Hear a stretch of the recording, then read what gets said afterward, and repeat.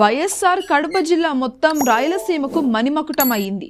అన్ని రంగాల్లోనూ ఘనమైన అభివృద్ధిని సాధిస్తూ ఇటు సంక్షేమ విషయంలో పేదల జీవితాల్లో వెలుగులు నింపుతూ జిల్లా ప్రగతి పదంలో సాగుతోంది.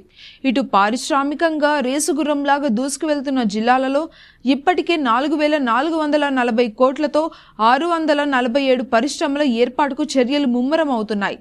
జిందల్ స్టీల్ వారు ఏర్పాటు చేస్తున్న భారీ ఉక్కు పరిశ్రమ భారీ స్థాయిలో ఉద్యోగాలు కల్పిస్తోంది.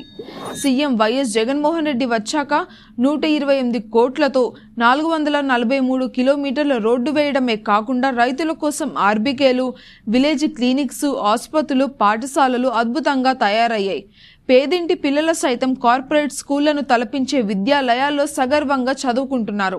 దీంతో పాటు డిబిటీ, నాన్ డిబిటీ ద్వారా ప్రజలకు 15,247 కోట్ల నగదు బదిలీ జరిగింది.